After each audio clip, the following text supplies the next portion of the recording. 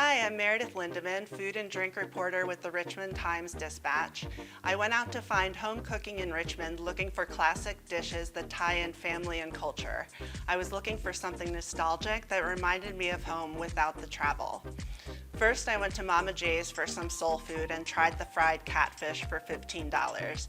I spoke to owner Lester Johnson, who explained that his dishes are made with his mother in mind, just like all home-cooked meals are for me. Then I headed to Greek Taverna, where I had the lamb chops for $36 and spoke to owner Tula Panos about her childhood in the restaurant industry and her love of Greek food for its freshness and healthy ingredients. I was also thinking of chicken and went to Shag Bark for their updated version of the bone-in airline chicken for $33 and spoke to chef owner Walter Bundy about how he infuses the chicken with flavor and how he tries to keep the menu approachable with something for everyone.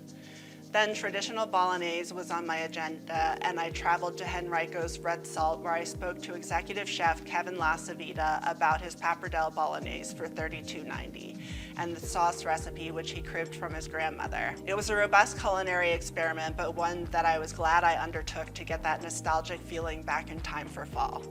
You can read the full story on richmond.com or in the Richmond Times-Dispatch.